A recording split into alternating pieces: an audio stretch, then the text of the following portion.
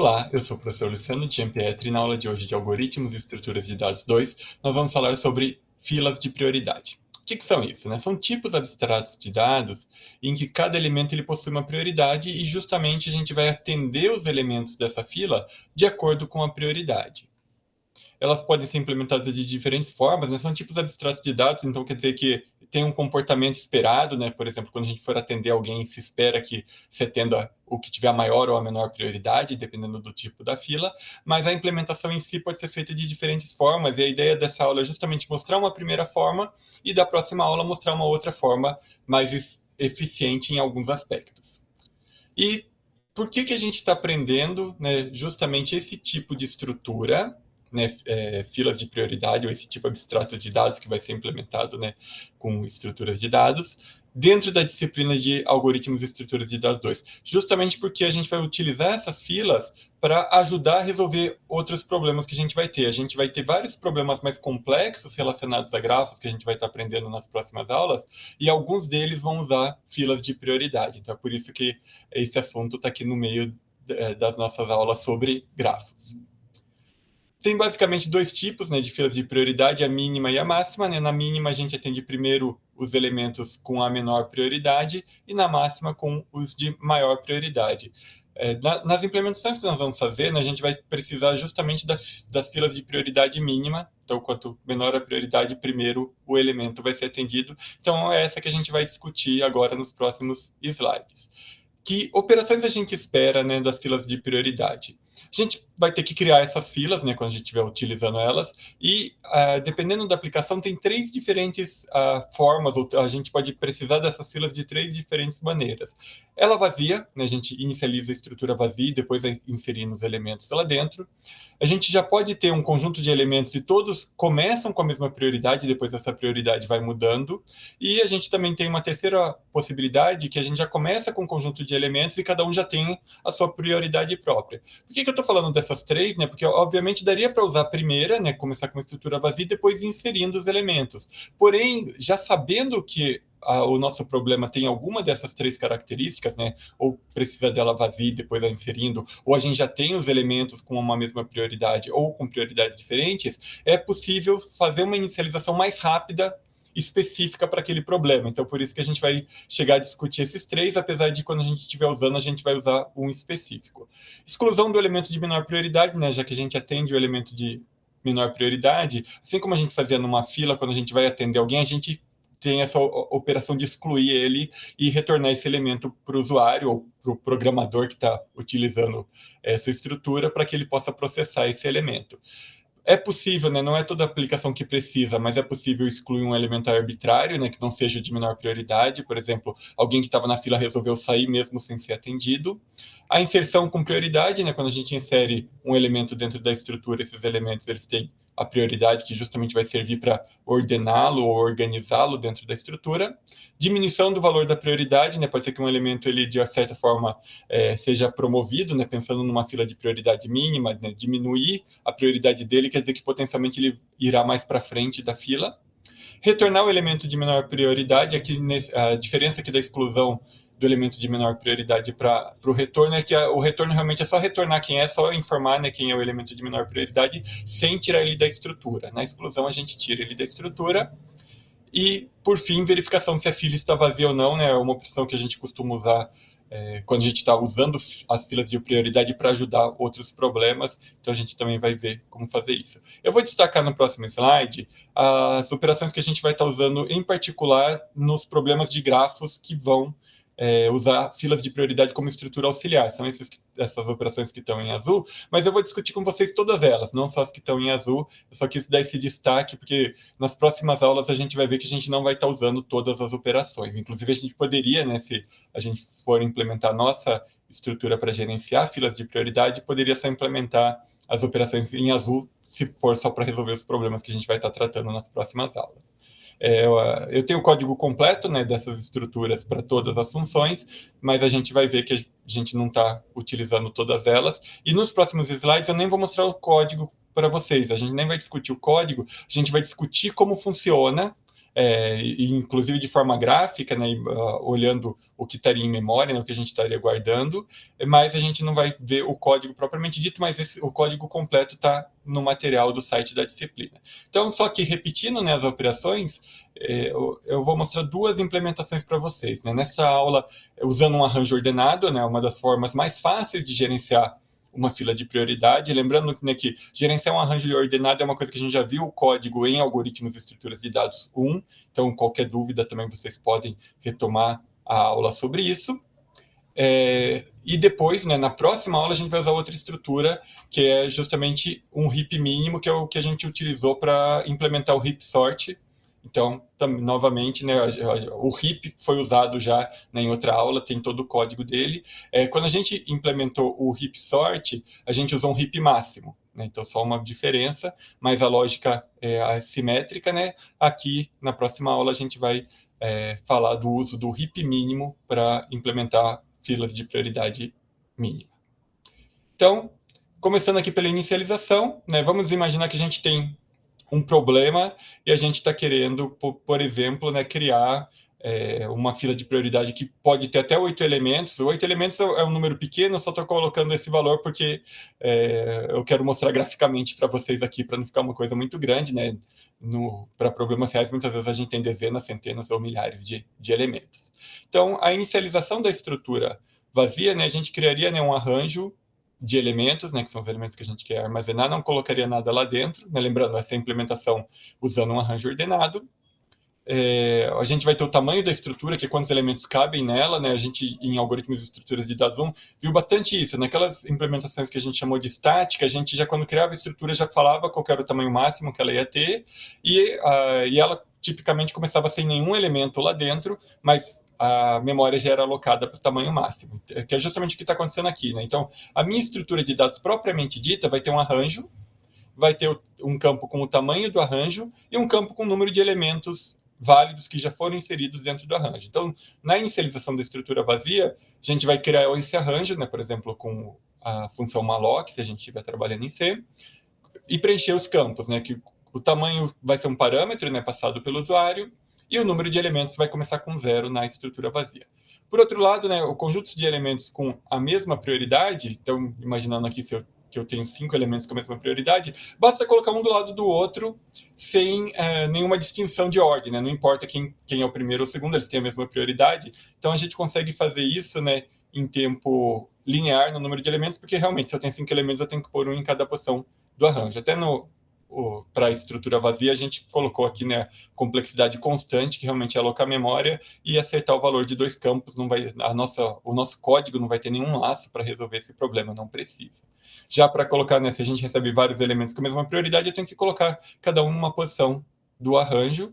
E alguém pode falar, mas puxa, mas qual é a diferença de um elemento para o outro se todos têm a mesma prioridade? Aí que está um ponto importante, né? Geralmente a gente usa a fila de prioridade em que os nossos elementos, além de ter a prioridade, que obviamente é o campo obrigatório para a gente ter a fila de prioridade, tem um outro identificador extra. Por exemplo, quando a gente estiver tratando grafos, vai ter o identificador do vértice. Então, a gente teria 2 campos aqui dentro. Até nas implementações vocês vão ver que, de fato, eu já coloquei isso lá dentro. A gente tem um campo, tem o campo prioridade, que vai ser usado justamente para organizar a nossa fila, ou, no caso aqui, o arranjo ordenado. E um campo extra, um segundo campo também, que vai ser usado para identificar quem que é o elemento que está ali dentro. Então, né, quando eu estiver fazendo uma inicialização com conjuntos de elementos com a mesma prioridade, simplesmente coloco esses elementos, nesse exemplo são 5 elementos, acerto o campo número de elementos, e a complexidade é proporcional ao número de elementos que eu tenho. Se eu tiver conjuntos de elementos com prioridades diferentes, né, então novamente 5 elementos nesse exemplo, só que as prioridades são 12, 16, 3, 7 9. E eu estou querendo organizar minha fila de prioridade como um arranjo ordenado, então eu preciso ordenar esses elementos. A inicialização, né, nesse formato, recebendo vários elementos de uma vez, vai ter que ordená-los. Como que a gente vai ordenar? Né, essa pergunta tem uma resposta em 2 partes. Né? A forma de ordenar vai ser usando um dos algoritmos de ordenação, por exemplo, que a gente aprendeu em Introdução à Análise de Algoritmos. Inclusive, eu vou colocar um deles aqui, né? Vou colocar a complexidade de um deles aqui. Mas a outra parte da resposta é, puxa, eu quero ter uma fila de prioridade mínima, Então, né, usando um arranjo ordenado, então meus elementos vão estar ordenados. E sabendo que a exclusão dos elementos é de menor prioridade, na fila de prioridade mínima, eu vou ordenar de forma decrescente. Por quê? Para o de menor prioridade ser o último do arranjo entre os elementos válidos. Por que o último? Porque daí é mais fácil de excluir. Porque se eu excluo o primeiro, eu precisaria, né, se vocês se lembram de aula de arranjo ordenado, eu precisaria deslocar todo mundo que é maior que ele uma posição para a esquerda para não deixar um buraco no arranjo. Se eu ordeno de forma decrescente e, consequentemente, para excluir o elemento de menor prioridade, eu vou estar excluindo o último elemento válido, eu não preciso deslocar ninguém, tá? Todo mundo continua no lugar certo. Então, a gente vai ordenar de forma decrescente. Qual que é a complexidade disso? Se a gente ordenar usando um heap sort ou um merge sort, a complexidade vai ser n log n. Então, a gente consegue fazer, né, essa inicialização aqui já contendo diversos elementos com prioridades diferentes em n log n. Próxima operação, exclusão do elemento de menor prioridade. Como eu comentei, a gente ordenou de forma decrescente, o elemento de menor prioridade é o último elemento válido do meu arranjo, né? Se eu tenho 5 elementos válidos, ele está na quinta posição, lembrando que o índice da quinta posição do meu arranjo é 4, né? Os índices do arranjo começam pela posição 0, mas, né, na quinta posição do arranjo, na posição cujo índice é 4, eu vou ter o elemento de menor prioridade. Como que eu excluo ele? Eu vou retornar ele para o usuário, né? Como eu comentei, geralmente cada um desses elementos, além da prioridade, tem outros campos, então eu retornaria tudo isso para o usuário e, né, mudaria aqui a minha estrutura tirando esse elemento aqui da posição 3. É lógico que se eu tenho um arranjo, de fato eu não tiro o elemento de lá, né? Não tem como deixar um valor nulo numa posição do arranjo, mas o que eu vou fazer é mudar esse campo, número de elementos, para 4, para a nossa implementação saber que o elemento que está aqui, né, o quinto elemento, não é mais para ser considerado. A gente excluiu ele, né? Mesmo que dentro da memória ele ainda exista. E essa exclusão a gente faz em tempo constante, né? Porque, de fato, assim, do ponto de vista prático, é diminuir o campo número de elementos e retornar o elemento para quem chamou essa função. A exclusão de um elemento arbitrário, que, como eu comentei, não é toda a implementação que precisa dela, né? Não é sempre que você precisa tirar alguém que não seja o elemento de menor prioridade. Né, tipicamente ela funciona como o usuário, né, quem está usando o sistema, passa como parâmetro quem deve ser excluído. E geralmente o quem deve ser excluído não é nem pelo valor da prioridade, e sim pelo valor de outros campos adicionais que a nossa estrutura eventualmente possua. Nesse exemplo que eu vou mostrar para vocês, o usuário pediu para a gente excluir o elemento com prioridade 9, esse elemento aqui que está destacado, e daí como que eu excluo alguém que não é o último elemento da estrutura, né? Num arranjo ordenado, a exclusão de um elemento implica em deslocar todo mundo que está à direita dele uma posição para a esquerda. Então, né, nesse exemplo eu vou mostrar graficamente eu excluindo 9, mas se eu estivesse excluindo 16, todos os demais elementos tinham que ir uma posição para a esquerda. Então, o 12 seria copiado para onde está o 16, o 9 para onde está o 12 e o 7 para onde está o 9. Nesse exemplo, eu vou estar excluindo 9, então só o 7 é que vai precisar ser copiado para a posição do 9 e depois eu tenho que atualizar, né, o campo número de elementos. Então, o 7 é copiado para a posição 9. Realmente, a gente faz uma cópia, então, em termos de memória, o valor 7 vai estar aparecendo duas vezes, né, no índice 2 e no índice 3 do arranjo.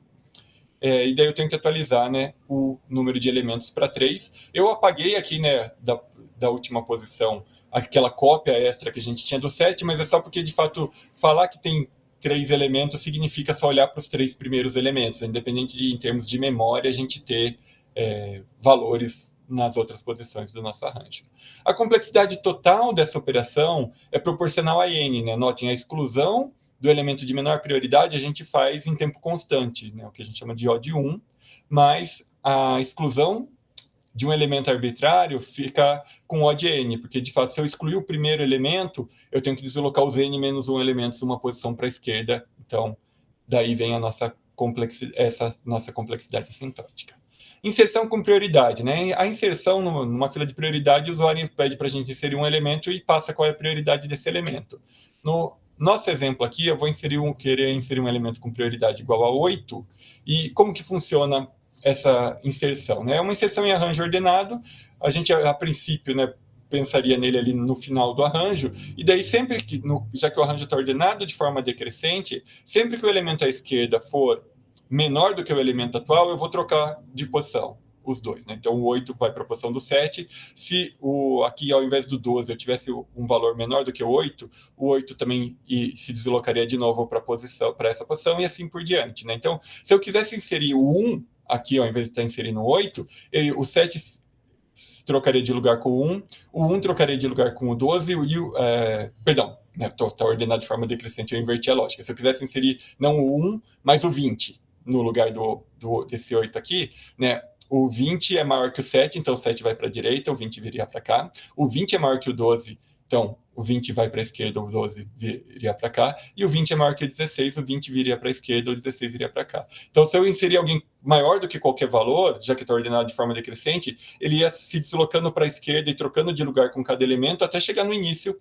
do nosso arranjo. Então, até a complexidade disso vai ser proporcional ao número de elementos, porque no pior caso, realmente eu tenho que deslocar todos os elementos que estão lá, uma posição para a direita. No caso do 8, ele só é maior do que o 7, então, na verdade, só o 7 vai ser trocado com 8, e eu vou ter que aumentar o número de elementos, né? Eu tinha 3 elementos, agora que eu fiz uma inserção, fiquei com 4 elementos. Mas a complexidade dessa operação é linear no número de elementos, porque no pior caso eu vou estar inserindo alguém com maior prioridade do que todos os elementos que já estão no arranjo, então todos terão que ser deslocados uma posição para a direita para liberar o lugar correto de eu inserir o meu elemento. Próxima operação, diminuição do valor da prioridade de um elemento. Então, imagina aqui que eu vou diminuir a prioridade do 16. Novamente, se eu diminuísse essa prioridade para 1, eu ia ter que deslocar o 12 para a esquerda, o 8 para a esquerda, o 7 para a esquerda, e o 1 seria inserido aqui na posição 3, né? Posição índice 3 do nosso arranjo. Justamente porque é um arranjo ordenado, né? Por isso que a gente está fazendo esses deslocamentos para ele continuar ordenado após cada operação. Nesse exemplo, o meu 16 não vai para 1. Né? No exemplo que eu preparei aqui, a diminuição da prioridade dele vai para 11, e por ir para 11, na verdade, ele ficou maior, né? Ele ficou menor que o 12, né? O 12 está maior do que ele, então o 12 tem que ir para a esquerda, o 11 para cá, mas daí o 11 não é menor que o 8, então só vai ter uma troca de posições. Mas lembrando, né, no pior caso, a minha mudança de prioridade ou diminuição de prioridade pode ter mudado o elemento que tinha maior prioridade para se tornar o elemento de menor prioridade do arranjo inteiro, e se isso acontecer, todos os elementos vão ter que ser deslocados, né? Ele vai sair da posição 0 do arranjo, da primeira posição do arranjo, para a última posição do arranjo, e todos os outros vão ser deslocados uma posição para a esquerda. Então, a complexidade, novamente, é linear no número de elementos, né? A gente está vendo que algumas operações usando essa representação são relativamente caras. Próxima operação, retorno do elemento de menor prioridade, não é só copiar o elemento de menor prioridade e passar para o usuário. A gente já tem o elemento de menor prioridade numa posição fixa, né? É o último elemento válido, né? Então, eu tenho 4 elementos válidos, então vai ser o quarto elemento do arranjo, o elemento que fica no índice 3 do arranjo. É só copiar isso, então é em tempo constante, né? Eu não preciso procurar esse elemento, eu já sei exatamente em que posição ele está. E verificação se a fila está vazia ou não, é só olhar para o número de elementos. Se o número de elementos for 0, a fila está vazia. Se não for, a fila não está vazia. Também a gente consegue fazer isso em tempo constante. Então, só resumindo, né, a gente implementou essas diversas funções. Na verdade, a gente não mostrou o código, só discutiu como ele funciona, mas a gente já viu o código de arranjo ordenado em Algoritmos e Estrutura de Dados 1. E a gente tem nessas diferentes complexidades para cada uma das operações que a gente acabou vendo uma por uma. Essa tabela, na próxima aula, eu vou complementar com uma outra implementação. Então, a gente vai ter uma coluna extra para daí, de fato, fazer uma comparação entre a complexidade usando o arranjo ordenado e a complexidade usando a outra estrutura, que vai ser um heap mínimo. E daí a gente vai ver para quais operações existem vantagens e desvantagens com cada uma dessas estruturas. Então, justamente esse é o assunto da próxima aula, e a gente vai descobrir, né, que, de fato, o heap mínimo traz algumas vantagens interessantes, e por isso que a gente vai usar a implementação de fila de prioridade usando o heap nas aulas seguintes, justamente para ter um desempenho computacional mais rápido.